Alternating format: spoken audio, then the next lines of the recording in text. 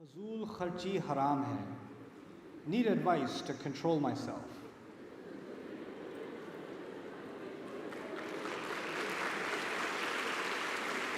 Okay. Here's terrible advice. Control yourself. No. I think when people spend a lot of time entertaining themselves, that means they're missing something more important in life, which is a higher purpose. There are many things I think every young man and woman here who has spare income, spare time, should be doing something that improves something around them. Some kind of, even a small change.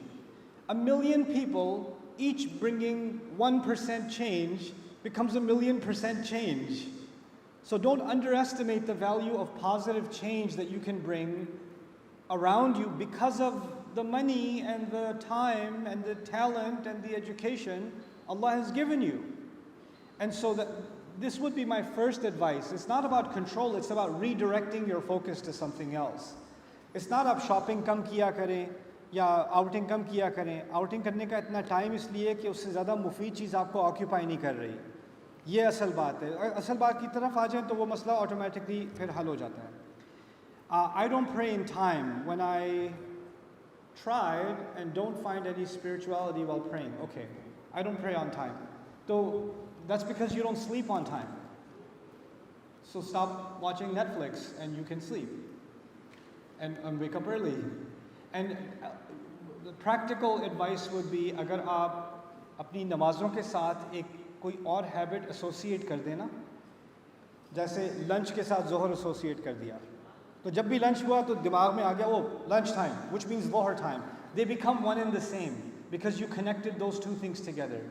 صبح میں آپ exercise کریں, فرض کریں, right? Exercise time, oh فجر time, it's the same. Now it becomes, اگر ایک دن نماز یاد آ گئی, ایکسرسائز یاد آ گئی, ایک دن ایکسرسائز آ گئی, نماز یاد آ گئی, دونوں ایسوسیٹ ہو گئے ایک دوسرے کے ساتھ, right? تو 5 نمازوں کے ساتھ اگر آپ 5 ایکٹیویٹیز کو ایسوسیٹ کر دو نا, تو پھر first of all it will bring discipline in your life and you'll be doing good things on a regular basis, and also inshallah you'll become regular with your prayer.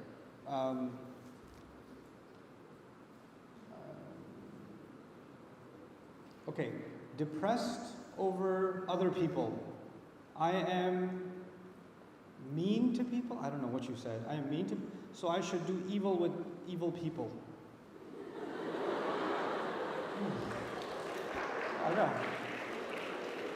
This got dark. پہلے آپ outing پہ جاتی ہو, پھر یہ planning کرتی ہو outing پہ جا کے.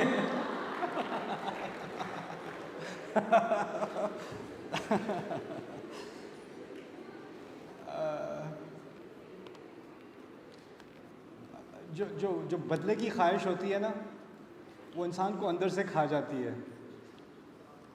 اور آپ کے ساتھ کسی نے زیادتی کی ہو نا, کبھی کسی نے آپ کو انسلٹ کیا یا کسی نے آپ کے ساتھ کوئی انفیئر بات کی یا کچھ کیا اور آپ کے دل کو لگا برا, اور پھر آپ اس کو کہیں اور, کہیں انسٹاگرام پوسٹ پہ یا کہیں اور اس کو خوش بیٹھا دیکھ رہے ہو, ایسی مزے کی جلن ہوتی ہے نا دل میں, اس نے میرے ساتھ یہ کیا اور اللہ نے اس کو ابھی تک سیڑھیوں سے نہیں گرایا, اتنی دعاؤں کے باوجود ابھی بھی یہ بیٹھی آؤٹنگ کر رہی ہے, وہ بھی اسی ریسٹورینٹ میں جو مجھے پسند ہے. That's just Shaitan's obsession with us. He wants us to be obsessed with other people. G Okay, live سوال. Okay جی, live سوال بھی کر لیں. I'll answer this one and you can ask. تو خیر, I think اگر آپ لوگوں کے بارے میں سوچنا کم کر دینا, you'll live a much happier life. انشاءاللہ. Okay. اللہ تعالیٰ کبھی کبھار قرآن میں قسم کھاتے ہیں. جب وہ قسم کھاتے ہیں نا, تو قسم کے بعد ایک مزید بات کہی جاتی ہے, اس کو جواب القسم کہتے ہیں. تو ایک ہے مقسم بھی, ایک مقسم علیہ, اور علماء کہتے ہیں قسم اور جواب القسم. اس کو پہلے سمجھ لیں یہ کیا کیوں جاتا ہے. قسم قرآن میں کھائی جاتی ہے تاکہ تمہارا ذہن ایک طرف مائل ہو, تمہارے ذہن میں ایک پکچر آئے, اور تم اپنی امیجنیشن کو یوز کرو، اس کا جس چیز کی قسم کھائی جا رہی ہے اس کو ویژولائز کرو، اس پہ تمہارا فوکس ہو گیا ایک دفعہ، اس کے بعد جو اگلی بات اللہ تعالیٰ کر رہے ہیں وہ جو تصویر تمہارے ذہن میں بنی تھی نا، اس کی بنیاد پر جو آنے والی بات ہے اب وہ واقعی میں صحیح سمجھ میں آئے گی۔ تو جواب القسم اب صحیح طرح سمجھ میں کیوں آئے گا؟ قسم کی وجہ سے۔ سمجھ میں آئی بات؟ تو اب اس تھیوری کو اپلائی کرتے ہیں۔ اللہ تعالیٰ نے جن آیات میں کے بارے میں آپ نے پوچھا ہے سورۃ الواقعہ میں، اللہ تعالیٰ کہتے ہیں فَلَا أُقْسِمُ بِمَوَاقِعِ النُّجُومِ وَإِنَّهُ لَقَسَمٌ لَوْ تَعْلَمُونَ عَظِيمٌ إِنَّهُ لَقُرْآنٌ كَرِيمٌ۔ اللہ کہتے ہیں کہ نہیں، میں مواقع النجوم، مواقع کہتے ہیں ستاروں کے ہونے کی جگہ، موقع مکان کو بھی کہتے ہیں، موقع گرنے کی جگہ کو بھی کہتے ہیں۔ جب ستارے گرتے ہیں نا وہ بھی مواقع ہوتے ہیں، تو مواقع کے دو معنی ہیں، لیکن generally I swear by the placement of the stars. I swear by the placement of the stars. تو اللہ تعالیٰ ہمارے ذہن میں کس تصویر کو لانا چاہ رہے ہیں؟ پہلے رات کا وقت ہے، صحرا میں آپ ہو، آپ اوپر دیکھتے ہو اور پورا آسمان ستاروں سے بھرا ہوا ہے۔ اب کیونکہ پولوشن شہروں میں زیادہ ہوتی ہے آپ کو ستارے کم نظر آتے ہیں، لیکن اگر آپ کہیں پہاڑوں میں نکل جاؤ یا وادیوں میں نکل جاؤ یا صحرا میں نکل جاؤ اور آپ اوپر دیکھو تو آپ حیران رہ جاؤ کہ کتنے ستارے نظر آتے ہیں آسمان میں، ٹھیک ہے نا؟ اِنَّا زَيَّنَّا السَّمَاءَ بِزِينَةٍ الْكَوَاكِبِ۔ اب وہ زینت الکواکب ہمیں اب نظر نہیں آتی کیونکہ ہم شہروں میں رہتے ہیں، تو اس کے لیے آپ کو باہر جانا پڑتا ہے۔ یہاں جہاں میں رہتا ہوں ٹیکسس میں، وہاں تقریباً 1.5 گھنٹے کی ڈرائیو کے بعد، ڈیلس سے 1.5 گھنٹے کی ڈرائیو کے بعد ایک پوائنٹ ہے جہاں پر فوٹوگرافرز آتے ہیں دنیا جہاں سے ایک ہفتے کے لیے، کیونکہ وہاں کا نائٹ اسکائی دنیا کے بہترین نائٹ اسکائز میں شمار ہوتا ہے، کیونکہ وہاں سارے ستارے ایسے نظر آتے ہیں، ایسی کانسٹلیشنز کہ سارے دنیا کے بہترین فوٹوگرافرز وہاں پہ آتے ہیں رات گزارنے کے لیے۔ وہاں آپ کو کوئی لائٹ آن کرنے کی اجازت نہیں ہے، کوئی فون لینے کی اجازت نہیں ہے، کوئی فلیش یوز کرنے کی اجازت نہیں ہے، کیونکہ لوگ ستاروں کو دیکھنے آئے ہوتے ہیں، اور ایسا لگتا ہے کہ آسمان میں کوئی جگہ بچی ہی نہیں ہے جہاں ستارہ نہ ہو، ایسا لگتا ہے۔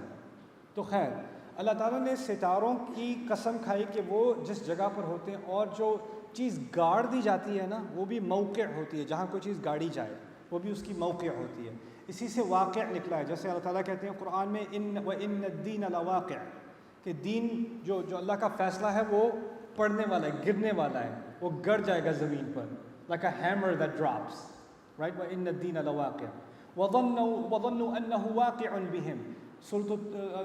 بنو اسرائیل کے بارے میں کہا کہ جو پہاڑ ان کے اوپر اٹھایا گیا تھا وہ تو سمجھ رہے تھے کہ وہ ان کے اوپر واقع ہو جائے گا، اس کو بھی واقع کہتے ہیں، جو جہاں پہ وہ گرے گا اس کو موقع کہیں گے، وہ ظرف ہوگا اس کا، ٹھیک ہے؟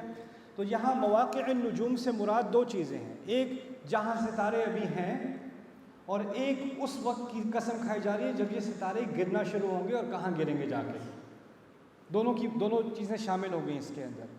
لیکن فی الحال جب یہ بات کہی جا رہی تھی اس وقت رسول صلی اللہ علیہ وسلم مکے میں تھے، اور مکے میں اکثریت لوگوں کی وہ تھی جو اسلام ابھی انہوں نے قبول نہیں کیا تھا، لیکن وہ صحرا میں رات کو آسمان میں دیکھتے تھے اور ستاروں کو انجوائے کرتے تھے۔ تو اللہ نے غیر مسلم کے لیے بھی، مشرک کے لیے بھی ایک قسم کھائی ہے کہ وہ سن لے کہ میں تمہارا ذہن اس چیز کی طرف ڈال رہا ہوں کہ تم آسمان کو دیکھو اور ستاروں کو دیکھو۔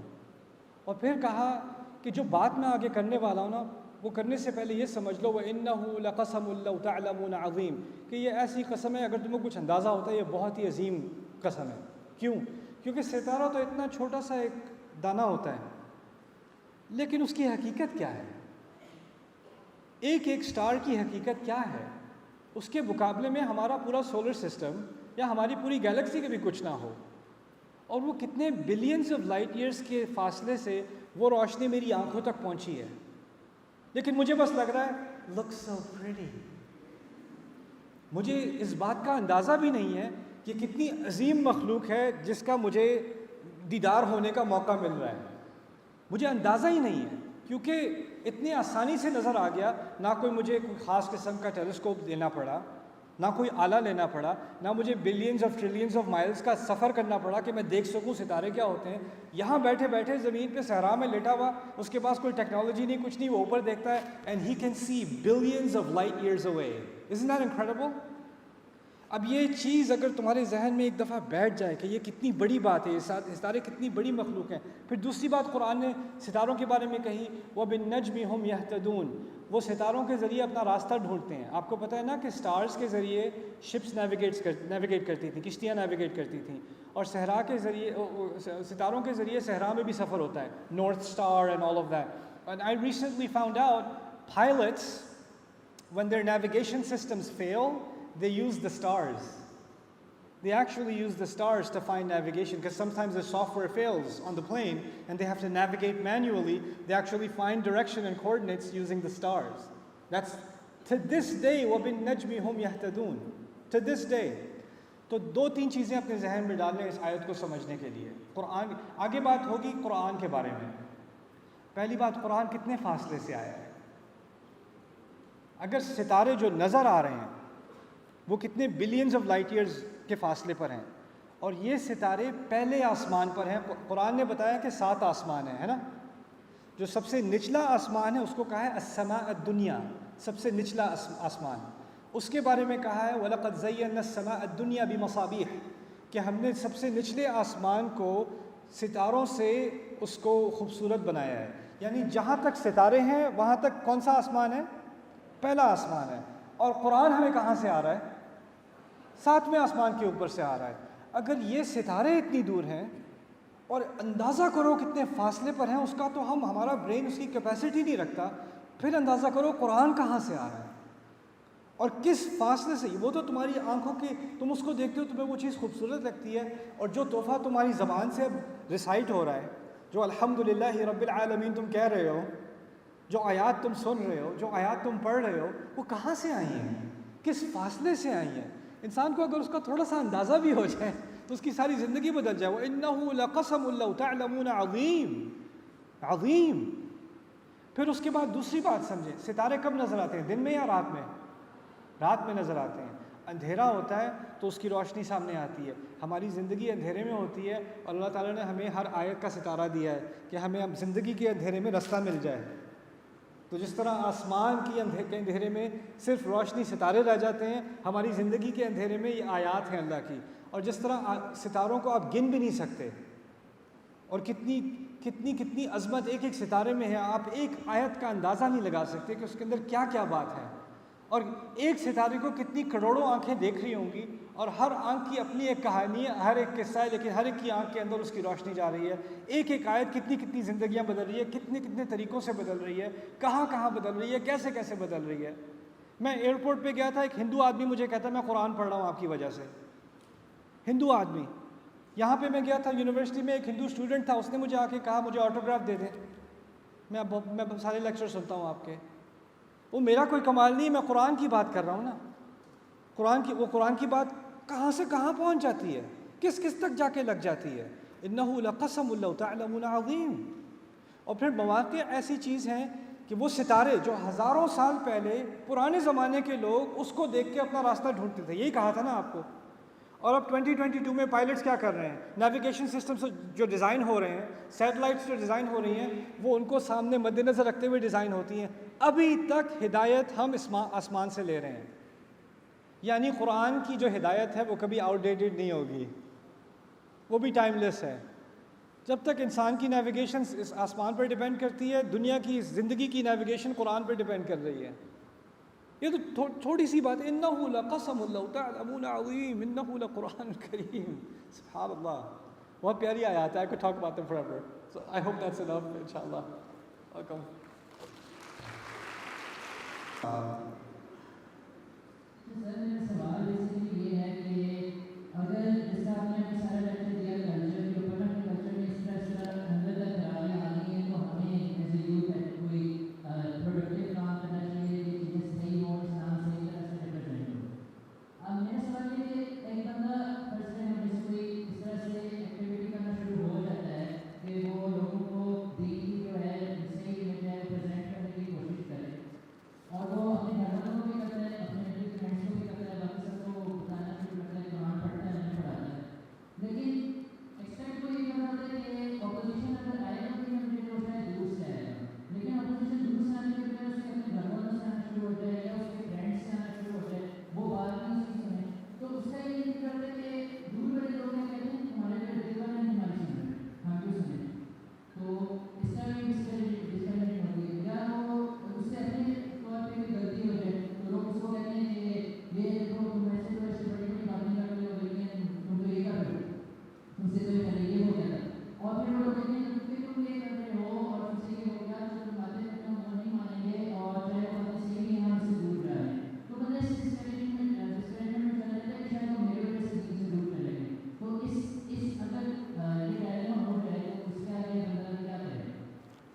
کیا نام ہے تمہارا بیٹا؟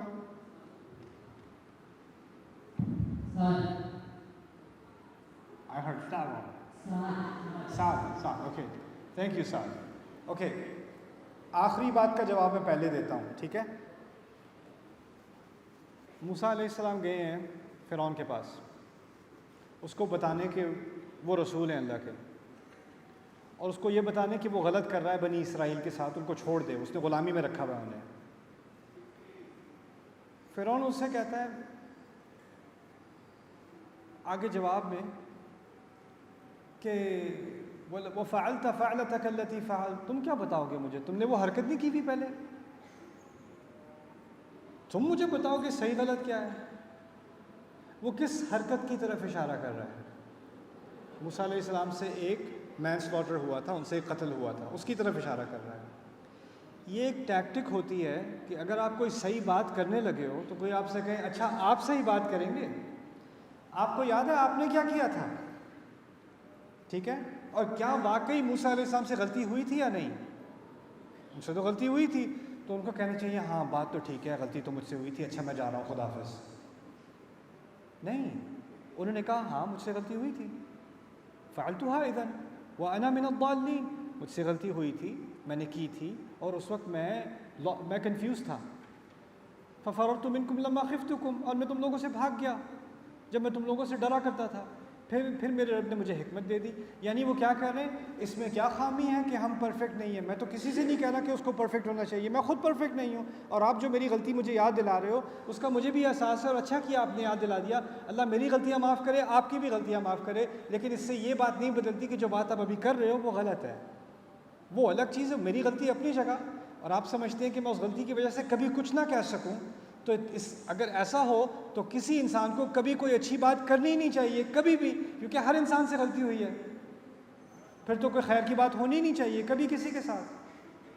پہلی بات آپ نے کیا کہی تھی سعد, کہ مجھے کیونکہ آپ کی اسپیچ ذرا لمبی تھی تو میں ذرا ریکارڈ کرنے کی کوشش کر رہا ہوں اپنے ذہن میں.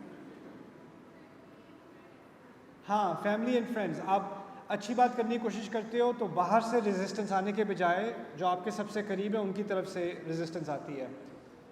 آبویسلی آپ سے سب سے کم امپریسڈ لوگ کون ہیں؟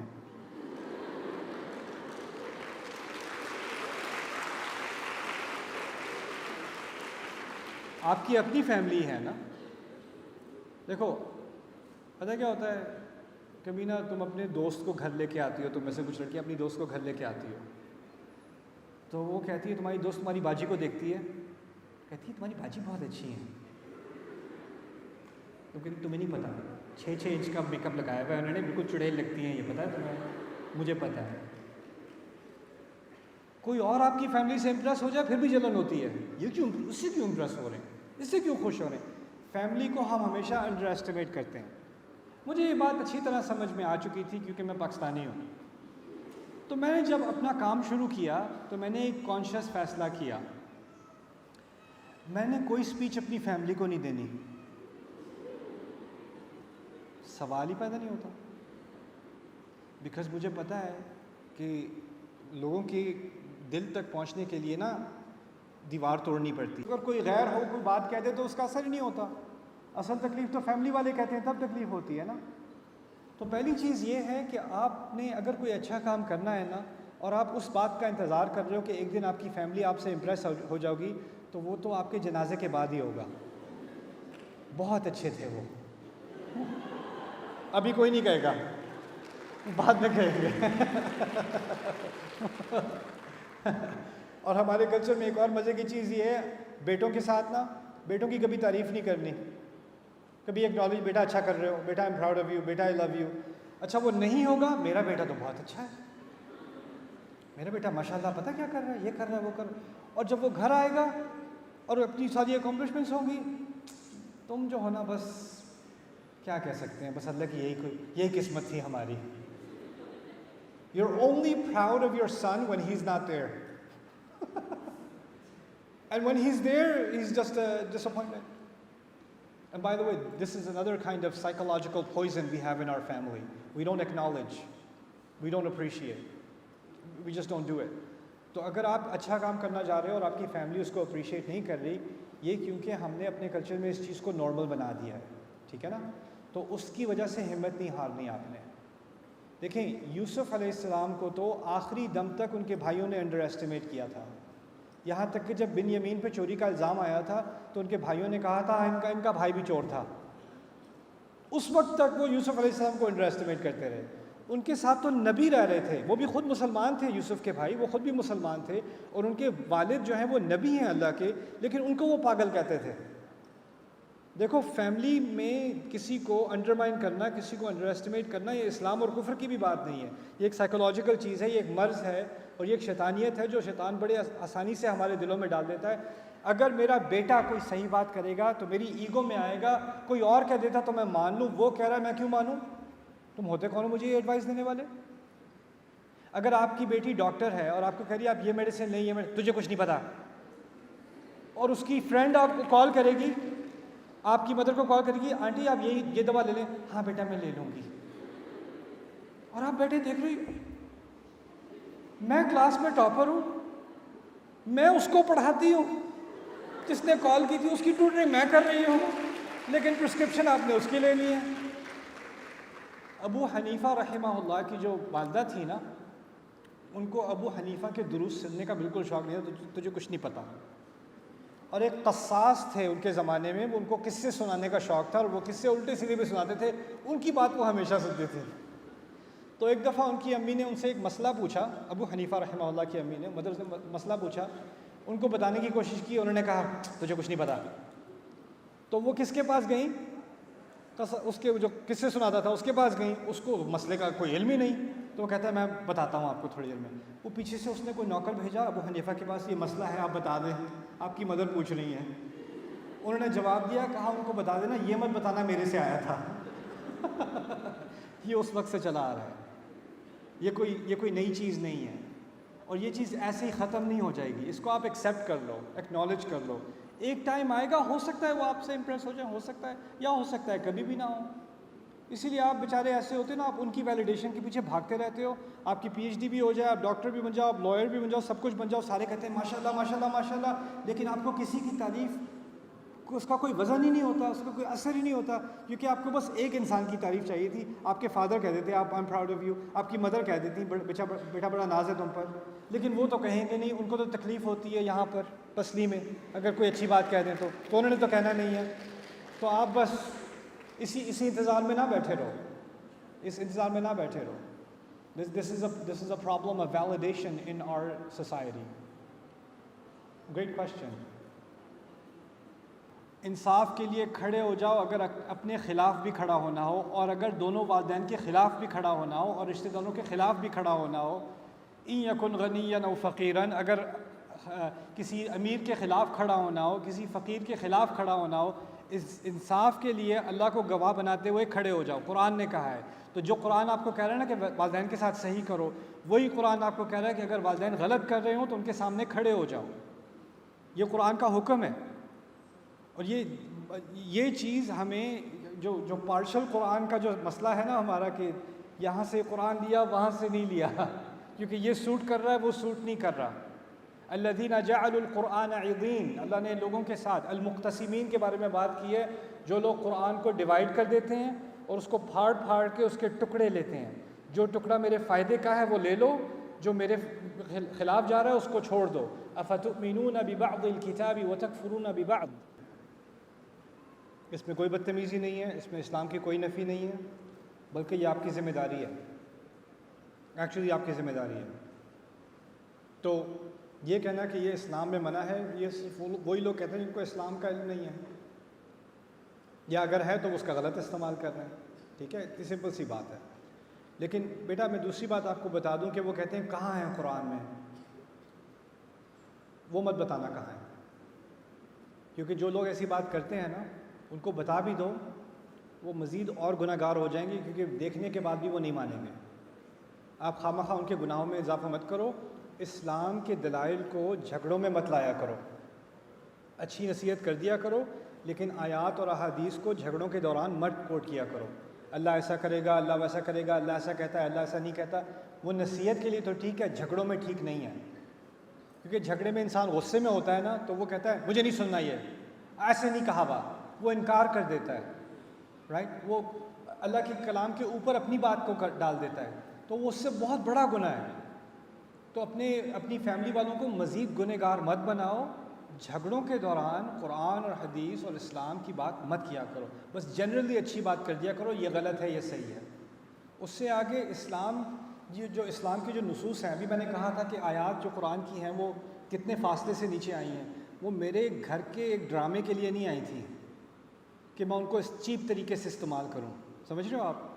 ان کا ایک مقام ہے ان آیات کا، ان کی ایک عزت ہونی چاہیے ہمارے دلوں میں، وہ صرف کسی کو آرگیومنٹ میں ڈبیٹ میں ہرانے کے لیے استعمال نہیں کرنی چاہیے۔ تو یہ چیز اس کی ہمیں خاص اس کا ہمیں خیال رکھنا پڑے گا، کیونکہ ہمارے کلچر میں یہ بہت ہوتا ہے نا کہ ہم اسلام کی باتیں جھگڑوں میں لے آتے ہیں اور پھر کہتے ہیں اللہ تم سے پوچھے گا، اللہ یہ کہے گا، اللہ یہ کرے گا، قیامت کے دن میں اللہ کو بتاؤں گی۔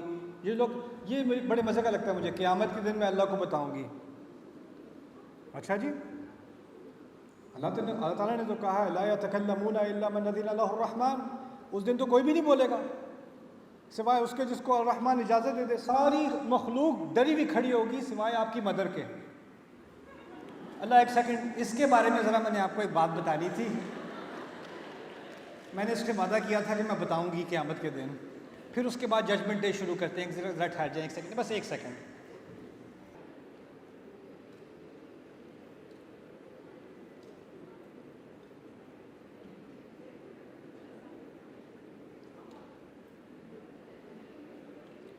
Are women allowed to go alone to places and do stuff that is adventurous without having a man? And is it important to get married? Okay. All right. Good question. Women are allowed to go anywhere that is safe and deemed safe by the family. So it's actually about safety. And the thing, my daughters, for example, sometimes they go out for dinner or something like that. I will have no issue because I know the city is safe or the place they're going is safe, etc., etc. But when we have a society, like for example, I would not let my daughters go to Umrah alone. I wouldn't send them to, certain places alone. I wouldn't do it because I know it's not safe, right? So, in my understanding, this permission has to do with safety. This is not a matter of halal and haram, this is a matter of safety. And this is something that should be negotiated with the family. And unnecessarily using halal and haram for this conversation, I think is out of place. Is it important to get married? For some people, yes. For some people, no. Allah has given you freedom. If you want to get married, get married. If you don't want to get married, sounds like a you problem. If you don't want to get married, then nobody wants to get married to you. That's okay. Just because something is halal does not make it mandatory. You understand that, right?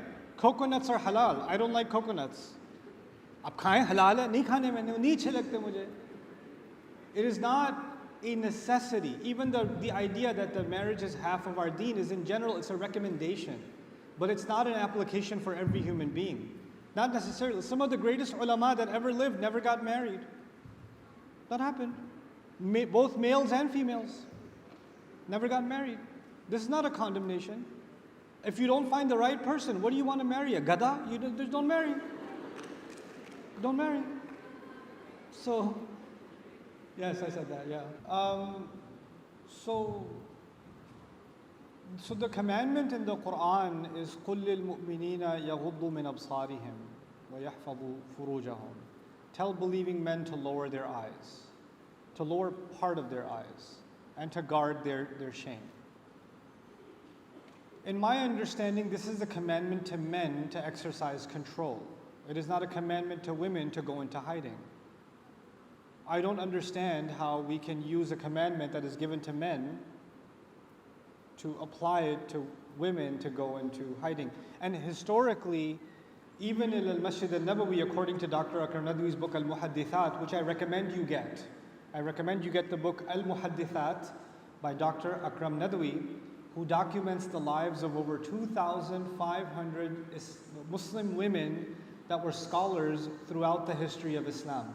And the fact that they used to teach both men and women throughout the history of Islam, including a female who was the teacher of Imam Ibn Hajar al-Asqalani rahimahullah, who wrote his commentary, Fathul Bari, the most detailed commentary on Bukhari available in the world, and his teacher was a female. And she taught him in al-Masjid al-Nabawi. She taught in Masjid Nabawi. So the idea that women shouldn't be teaching, also, 70%, or I think maybe less now, but still a significant percent of the women that teach at, or the faculty that teaches at the International Islamic University of Malaysia is women.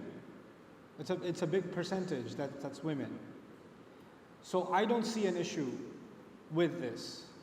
And this is the same as any form of engagement for women in society, doctors, business people, because Allah did not stop you from engaging in society. Allah gave you a regulation, He gave you a dress code, He gave you a code of conduct, He gave men a code of conduct and a dress code, and that's it. The rest of it is free reign. So I don't believe in increasing the interpretation of things that may be haram so loosely. That's at least me. Allahu a'lam. मैंने उर्दू में तर्जुमा तफसीर क्यों नहीं किया अभी तक? Time नहीं मिला. ओके, इंशाल्लाह मेरी नीयत ये है कि अगले 3 या 4 साल के अंदर कुरान का मुख्तसर दर्स मैं उर्दू में मुकम्मल कर लूँ इंशाल्लाह. तो ये मेरी नीयत है. इंशाल्लाह कोशिश होगी कि इस साल से शुरू हो जाएगा. Okay, how do you define desires, the term itself? You don't know what they are? I don't know how to define desires. Everybody knows what they are. Okay, this is a good one. Allah says good men are for good women and vice versa. But we've seen in our society many good men with bad women and many bad women. You like that? You like that? You like that? Many good men with bad women and many good women with bad men. How come? Allah says, الطيبون للطيبين الخبيثات للخبيثين والخبيثون للخبيثات. How come? अगर यहाँ पे sign लगा हो, there is no smoking here. There is no smoking here. ऐसे लिखा हुआ है जैसे ये एक फैक्ट है. ये नहीं लिखा don't smoke. क्या कहा है? There is no smoking here. क्या मुमकिन है कि कोई स्मोक करेगा? मुमकिन तो है. फिर उसको आप ये साइन दिखाओगे, लिखा हुआ है there is no smoking here, तो वो कहेगा है तो.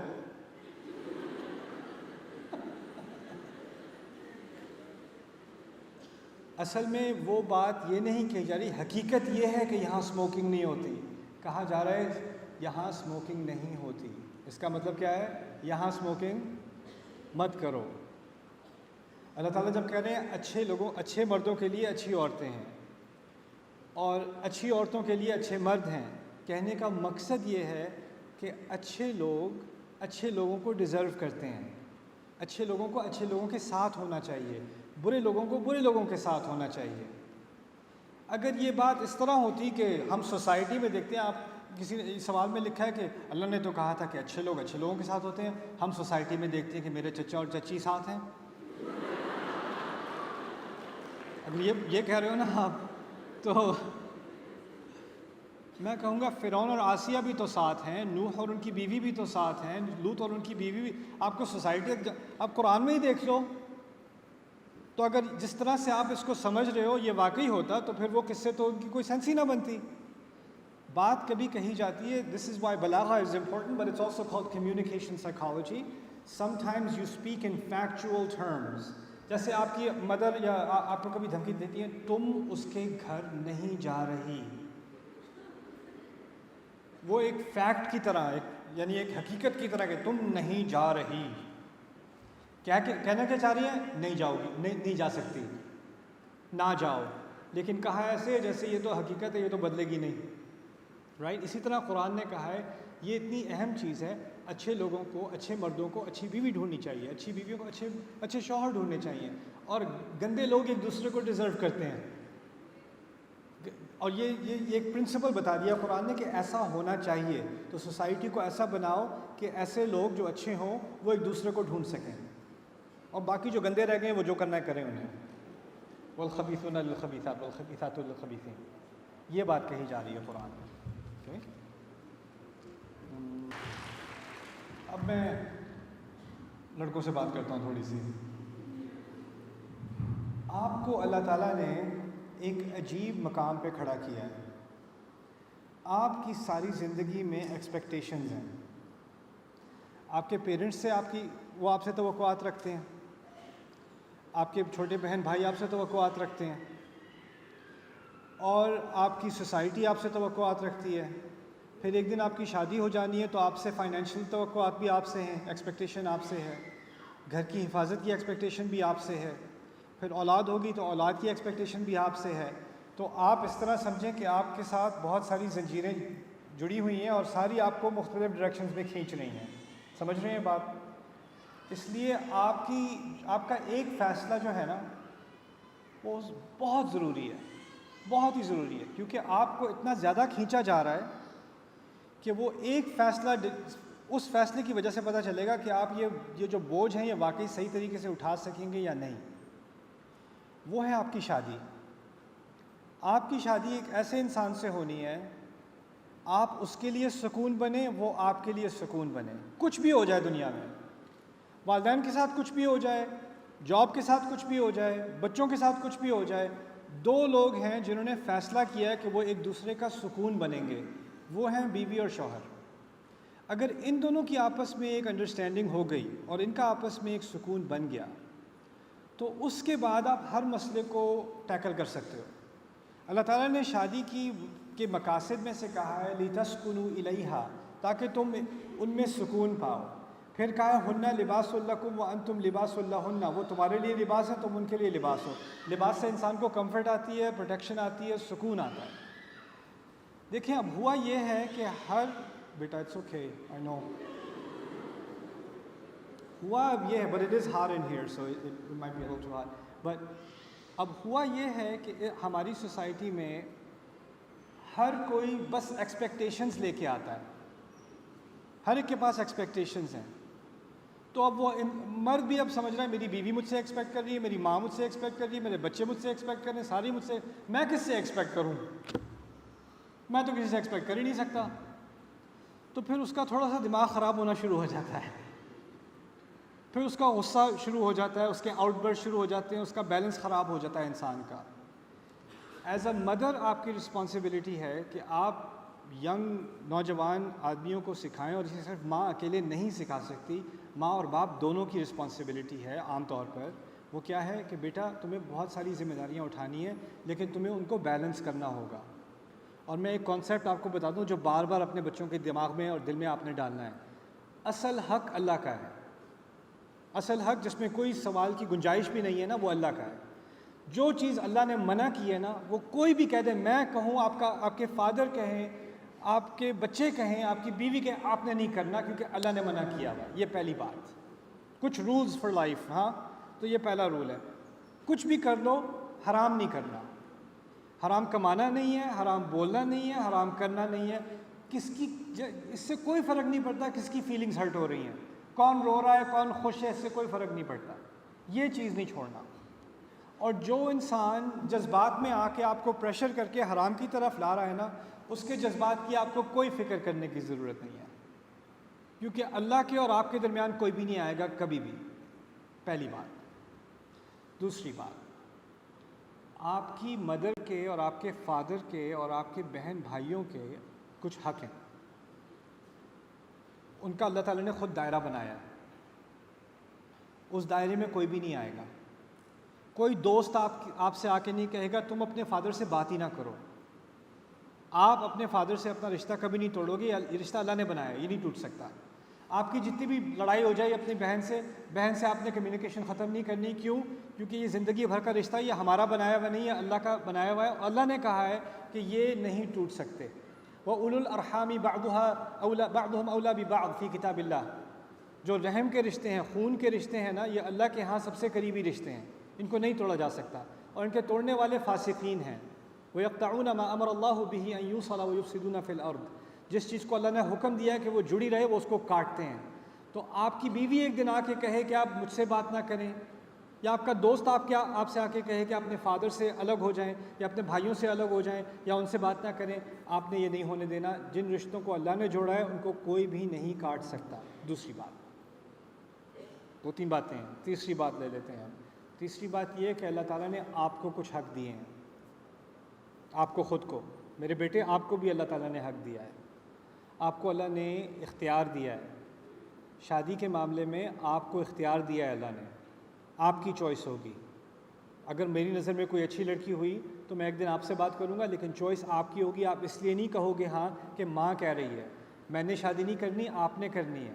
آپ مرد ہو, آپ کی فیملی ہوگی, آپ نے سوال پوچھنے ہوں گے, آپ نے تفتیش کرنی ہوگی, آپ نے اپنے دل کا اطمینان کرنا ہوگا, کیونکہ آخر میں ذمہ داری کس کی ہوگی؟ آپ کی ہوگی.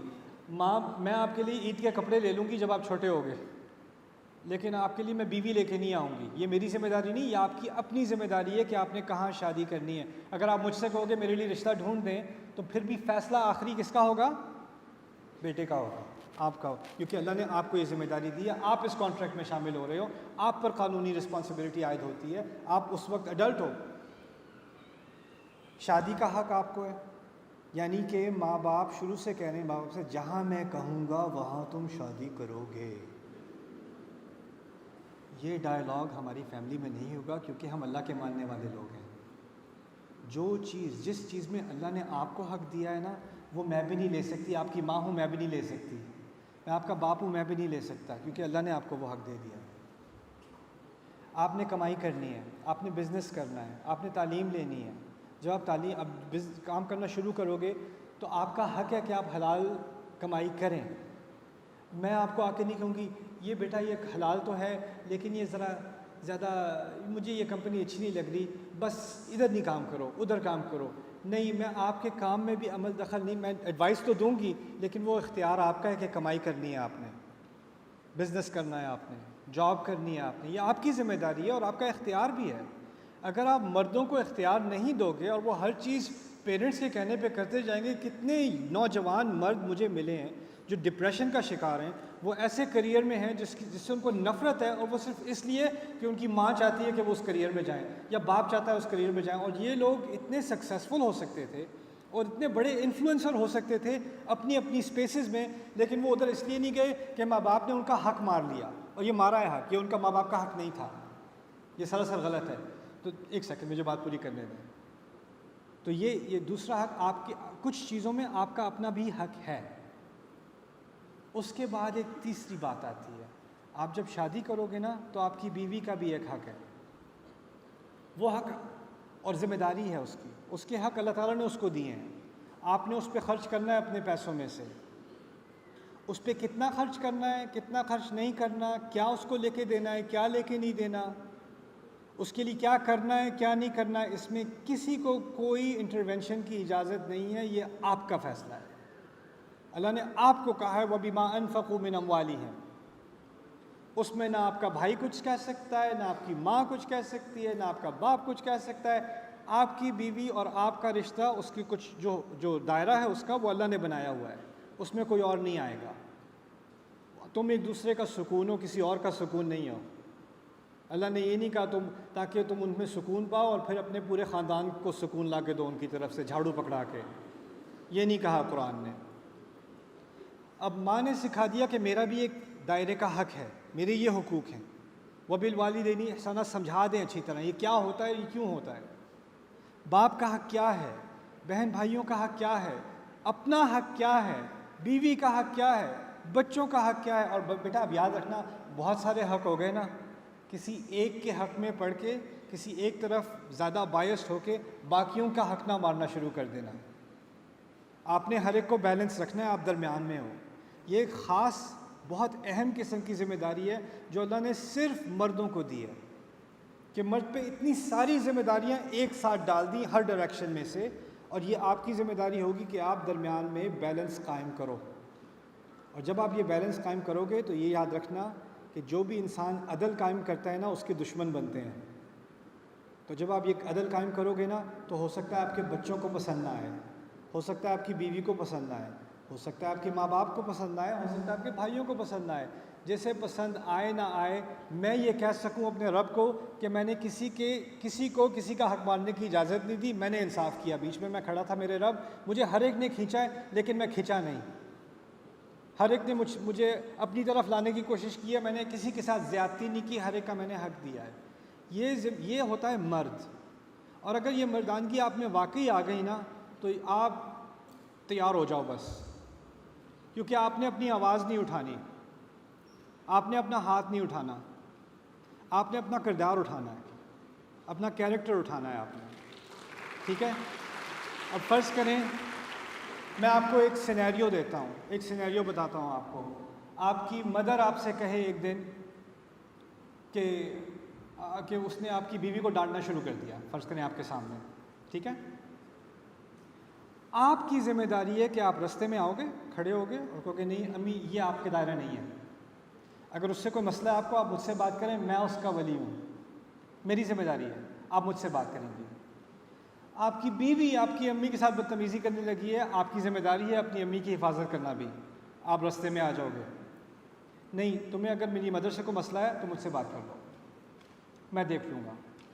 اب ہوگا یہ کہ ماں سمجھے گی کہ تم بیوی کی طرف بائسڈ ہو اور بیوی سمجھے گی کہ تم ماں کی طرف بائسڈ ہو. صرف تمہارے رب کو پتہ ہے کہ تم بائس نہیں ہو. جب کبھی کبھی اللہ کو خوش کرنا ہوتا ہے نا تو سارے ناخوش ہوتے ہیں. Congratulations on being a man. That comes with the territory. But ہوا اب کیا ہے کہ ہم نے ایک طرف زیادہ باعث ہو گئے ہیں، دوسری طرف زیادہ باعث ہو گئے ہیں. جو اپنی بیوی سے بہت پیار کرتے ہیں وہ اپنے پیرنٹس کے ساتھ کمیونیکیشن نہیں کرتے، جو اپنے پیرنٹس سے بہت پیار کرتے ہیں وہ بیوی کو انہوں نے بالکل سفیکیٹ کر کے رکھا ہوا ہے. ایکسٹریمز بن گئے ہیں نا، اور ان سارے ایکسٹریمز میں کسی نہ کسی کے ساتھ زیادتی ہو رہی ہے، اور ان سب کے درمیان میں ایک مرد ہے، اور اس مرد کو اب کھڑا ہونا پڑے گا. آخری بات میں یہ کہہ دوں کہ جو عورتیں ہیں نا ان کا اصل مقصد پتہ کیا ہوتا ہے؟ اپنے مرد کے کیریکٹر کو سٹرونگ کرنا، اس کو سپورٹ کرنا، اس کو صحیح بات کی طرف مائل کرنا. You have to be his strength. رسول اللہ صلی اللہ علیہ وسلم ایسے واقعات ان کی زندگی میں ہوئے ہیں جب پورے صحابہ نے ان کی بات ماننے سے انکار کر دیا حدیبیہ میں. ان کو بھی اللہ کے نبی کو سپورٹ کی ضرورت تھی، اس وقت ان کی وائف نے ان کو، ہماری مدر نے ان کو سپورٹ کیا ہے. یعنی اس بیچارے انسان کو، اس مرد کو بھی سپورٹ چاہیے. ہر طرف سے اس کے اوپر ایکسپیکٹیشنز آ رہی ہیں، کلیپس ہو جائے گا. اس کا 45 سال کی عمر میں اس کا ہارٹ اٹیک ہو جائے گا اتنی سٹریس لے کے. آپ کو اس کی زندگی میں سکون لانا ہے، اور پھر دیکھیں کہ یہ آپ کی زندگی میں کیسے سکون لاتا ہے انشاءاللہ تعالی. So my understanding of these subjects, Allah Azza wa Jal says, لا إكراه في الدين قد تبين الرشد من الغي. There is no forcing anyone into the religion. The truth has become clear from falsehood. I'd like to present some realities to all of you. We now live in the social media age, which means our children, ہمارے بچوں کو جو YouTube پہ اسلامی content بھی مل سکتا ہے، سورہ یاسین کی تلاوت بھی مل سکتی ہے، اور 2 گھنٹے کا ایتھیزم پہ لیکچر بھی مل سکتا ہے. جو لوگ اسلام چھوڑ گئے ہیں، کیوں چھوڑ کے گئے ہیں، ان کی پوری ویڈیو سیریز بھی مل سکتی ہیں. رسول صلی اللہ علیہ وسلم کے خلاف توہین بھی مل سکتی ہے، اور باقی جو مختلف مسلک ہیں اور مختلف مذہب ہیں اور مختلف آف شوٹس ہیں اسلام کے، ان کے بارے میں پوری ایجوکیشن مل سکتی ہے. اور یہ ایسی کوئی چیز نہیں ہے کہ کچھ چیزیں ایکسیسیبل ہیں، کچھ چیزیں ایکسیسیبل نہیں ہیں، سب کچھ ایکسیسیبل ہے. اور صرف یوٹیوب پہ نہیں، اور میڈیا پہ بھی اور آؤٹلیٹس پہ بھی اب تمام آئیڈیاز انسانیت کے ایک جگہ اکٹھے ہو گئے ہیں، اور آپ کی شاپنگ، آپ کے ذہن کو شاپنگ کرنے کا موقع مل رہا ہے. ٹھیک ہے؟ ایسے ماحول میں، اور یہ ایسی چیزیں جو انسان کی تاریخ میں پہلے کبھی نہیں ہوئی کہ انسان کو پوری انسانیت کے تمام خیالات کا ایک ذخیرہ سامنے ان کے آ جائے اور وہ خود چوز کر سکیں کیا لینا ہے کیا نہیں لینا، کس بارے میں سوچنا ہے کس بارے میں نہیں سوچنا. دس از انہرڈ آف ان ہسٹری. اس ماحول میں دو چیزیں آپ سمجھ لیں. ایک کہ آپ انفارمیشن کا جو فلو ہے نا اس کو آپ کنٹرول نہیں کر سکتے. جس طرح یہ ہوا یہاں سے گزر رہی ہے اس کو میں کنٹرول نہیں کر سکتا. اب جو انٹرنیٹ ہے نا اس کو آپ کسی نہ کسی طرح جتنا بھی بلاک کرنے کی کوشش کر لو, بین کرنے کی کوشش کر لو, کنٹرول کرنے کی کوشش کر لو, انسانیت اس تک پہنچ چکی ہے اور اب وہ واپس نہیں ہونے والا, وہ اب آگے ہی بڑھنا ہے اس نے. ٹھیک ہے, یہ ایک حقیقت ہے, اس حقیقت کو ماننا پڑے گا. اس کا مطلب یہ ہے کہ ہماری آنے والی نسلیں ایسے ایسے کانسیپٹ سے اور ایسے اسلام کے بارے میں بحثوں سے, قرآن کے بارے میں بحثوں سے, نبی کے بارے میں بحثوں سے, مسلمان جو لوگ مسلمان ہونے کا دعویٰ کرتے ہیں ان کے ہاتھوں بھی اور غیر مسلمس کے ہاتھوں بھی ایسی باتیں ان کو سننے کو ملیں گی جو کبھی انہوں نے گمان بھی نہیں کیا ہوگا کہ ایسی باتیں ہو سکتی ہیں. ٹھیک ہے, اور اس سارے ماحول میں اگر آپ کہیں کہ ہماری کوئی پالیسی ہونی چاہیے کہ اس کو روکا جائے, اس کی کوئی مخالفت ہونی چاہیے, اس کے بارے میں ہمیں کچھ کہنا چاہیے, آپ کے کہنے اور مخالفت کرنے سے اس کا فلو نہیں رکے گا. اور جس 16 سال کے بچے نے کچھ سرچ کر کے دیکھنا ہے وہ پھر بھی سرچ کرے گا. اسلام کا اصل مقصد پالیسیز نہیں ہے, اسلام کا اصل مقصد دلوں کو بدلنا ہے. جب صحابہ کے دل بدلے ہیں نا تو پھر دنیا بدلی ہے آگے سے. اور میں جو بات آپ کے سامنے رکھ رہا ہوں, یہ تمام آئیڈیاز جو اب پھیل رہے ہیں نا, ان کا اثر کس پر ہو رہا ہے آخر میں, کس چیز پر ہو رہا ہے؟ انسان کے دل پر اس کا اثر ہو رہا ہے, انسان کی سوچ پہ اس کا اثر ہو رہا ہے. اب ایک اس طرح سمجھ لیں, ایک کھلی جیسے ایک بازار ہوتا ہے نا, اس میں آپ کے پاس بہت ساری چوائس ہے کہ کہاں سے لیں, کہاں سے کھانا لیں. اس طرح آئیڈیاز کا ایک بازار کھل گیا ہے اور ہر انسان کے پاس چوائس ہے کہ وہ کون سے آئیڈیاز لے. تو ایسے بازار میں آپ کیسے گارنٹی کریں کہ آپ کے بچے صرف اسلام کی دکان سے ہی چیزیں لیں اور کسی جگہ نہ پہنچ جائیں, کسی غلط ایکسپریشن میں نہ پہنچ جائیں؟ اس کا صرف ایک ہی طریقہ ہے, جو دکان باقی سب سے زیادہ کوالٹی میں اچھی ہوتی ہے, جس کی پروڈکٹ نقلی نہیں ہوتی, جس کی سروس سب سے اچھی ہوتی ہے, جو سب سے کنونسنگ ہوتی ہے, جس کی پریزنٹیشن بہترین ہوتی ہے اور پیچھے اس کی پروڈکٹ بھی بہترین ہوتی ہے اور سب سے کنونسنگ ہوتی ہے, وہی دکان جیتے گی آخر میں, وہی ریسٹورانٹ کامیاب ہوگا. آپ سمجھ رہے ہیں میری بات؟ اگر ہم نے اسلام کو صحیح طریقے سے, بہت ہی کنونسنگ طریقے سے اور بہت ہی ایکسپینسو طریقے سے پریزنٹ نہ کیا, اور وہ اس کی صرف یہی نہیں کہ ویڈیو HD ہو یا یہ کچھ ہو, جو بات کہی جا رہی ہے وہ عقل کو اتنی اپیل کرے کہ انسان باقی تو پورے بازار میں گھوم کے واپس یہیں پہ آ جائے, اس کو کوئی چیز اپیل ہی نہ کرے. جب تک ہم یہ نہیں کریں گے نا تو آپ کو ڈر لگا رہے گا کہ یہ گروہ یہ کر رہا ہے, وہ گروہ یہ کر رہا ہے, یہ آئیڈیا یہاں پھیل رہا ہے, وہ آئیڈیا وہاں پھیل رہا ہے, اس سے گمراہ ہو جائیں گے, اس سے گمراہ ہو جائیں گے. دیکھیں, I am a product of new York.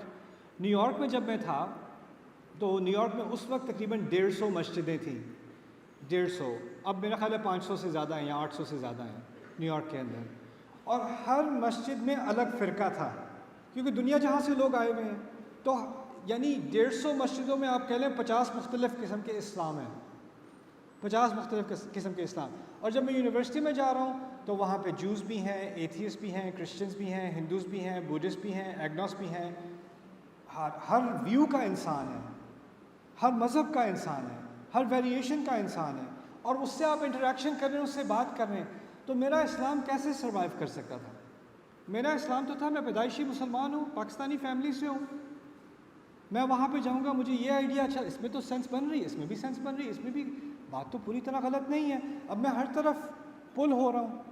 اور پھر کچھ لوگ جو ہیں وہ مسلمان ہیں لیکن ان کا وہ کسی اور گروپ سے تعلق رکھتے ہیں, کسی اور مذہب سے تعلق رکھتے ہیں, اس اسلام کے اندر ہی وہ اپنی آئیڈیالوجی مجھے بتا رہے ہیں. میرے پاس تو کوئی فرسٹ ہینڈ انفارمیشن ہے نہیں, میں ان کی بات سن رہا ہوں, کہہ رہا ہوں ہاں یہ بھی آدھی بات تو ٹھیک لگ رہی ہے, کچھ تو سمجھ میں آ رہی ہے بات, از کائنڈ آف لاجیکل. اور کوئی اوپر سے میرے سپرویژن نہیں ہے کہ کوئی مجھے بتائے یہ صحیح ہے, یہ غلط ہے. اور اگر ہوتی بھی, اگر امی کہتی بھی, ابو کہتے بھی یہ مت سننا, یہ سننا, میرے ذہن اگر میں بات مان بھی لیتا اوپر سے, ذہن میں کیا ہوتا, کیوں نہ سنوں, اس میں کیا ہے, میرے پاس عقل نہیں ہے کیا؟ اللہ نے مجھے عقل نہیں دی, میں خود سے نہیں سوچ سکتا, مجھے صلاحیت نہیں ہے کچھ فگر آؤٹ کرنے کی. تو ہوا یہ کہ سارا بازار گھومنے پھرنے کے بعد, ایتھیزم میں چکر لگانے کے بعد, ایگنوسٹسزم میں چکر لگانے کے بعد, فلسفی میں چکر لگانے کے بعد, میرے جو قریبی دوست تھے ہائی اسکول میں سارے ہندو تھے, میں مندر بھی جا چکا ہوں ہائی اسکول میں, I went with them one time. That's what I was. Not a Hindu, but I hung out with Hindus. You know? When I came back to the Quran, it's because the Quran was presented in an intellectual way. I'm saying if we want Islam to survive and thrive in this society, instead of being afraid of this group or that group or that group, we have to strengthen what we have. If you have the best product, then you don't have to worry about inferior products. You understand that, right? Ferrari is not worried about Hyundai. They're not. Because Apple is not worried about lesser products. Because they have a certain level. If somebody's competing now, then they've got a problem. But the thing with Islam is, لا يأتيه الباطل. Batil cannot come to it. Quran defends itself. The seerah of the Prophet ﷺ is impeccable. ہمارے پاس اس کا knowledge نہیں رہا. ہمارے پاس اس کی گہرائی نہیں رہی. جب یہ واپس آ جائے گا تو یہ ساری انٹالرنسز اور یہ فیئرز جو ہمارے ہیں نا یہ خود ہی غائب ہونے شروع ہو جائیں گے. اب ہم انٹلیکچوئل ایج میں ہیں, اب ہمیں انٹلیکچولی اسٹرانگ ہونا پڑے گا, اس کی کوئی چوائس نہیں ہے ہمارے پاس. Okay guys, thank you so very much.